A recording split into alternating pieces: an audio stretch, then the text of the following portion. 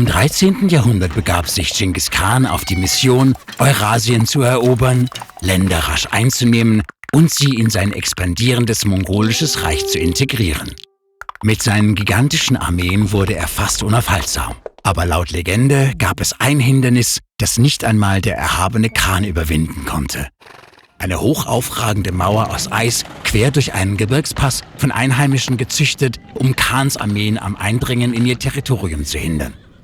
Niemand weiß, wie historisch korrekt diese Erzählung ist, aber bemerkenswerterweise beruht sie auf Tatsachen.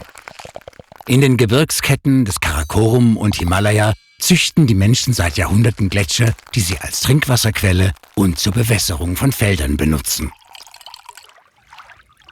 Aber bevor wir zu diesem faszinierenden Phänomen kommen, muss der Unterschied zwischen wild wachsenden und von Menschen erschaffenen Gletschern geklärt werden.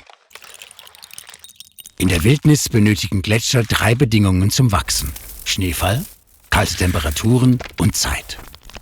Erst fällt eine Menge Schnee und häuft sich an. Kalte Temperaturen stellen dann sicher, dass der angehäufte Schnee im Winter, Frühling, Sommer und Herbst fortbesteht.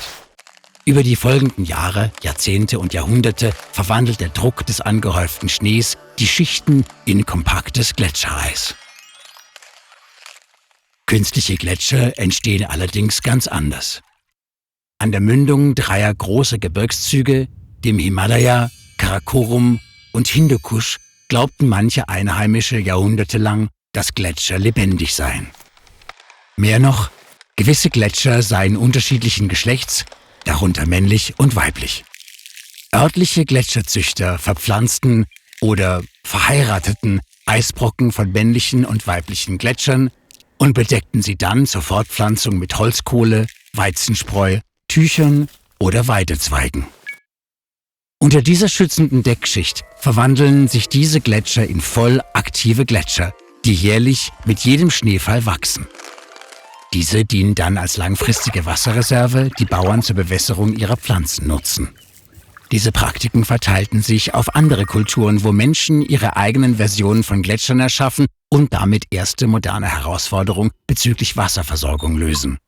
Zum Beispiel Ladakh, eine hochgelegene Wüstenregion in Nordindien.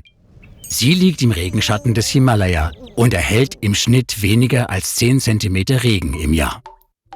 Da lokale Gletscher wegen des Klimawandels schwinden, nimmt die regionale Wasserknappheit zu.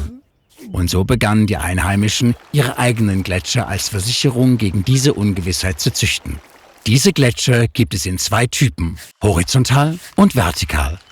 Horizontale Gletscher entstehen, wenn Bauern das Schmelzwasser in Kanäle und Rohre umleiten und es dann vorsichtig in mehrere Becken aus Stein und Erde abpumpen. Die Dorfbewohner kontrollieren sorgfältig die Wasserfreisetzung in diese Reservoirs und warten, bis jede neue Schicht gefriert, bevor sie das Becken mit einer weiteren Welle füllen.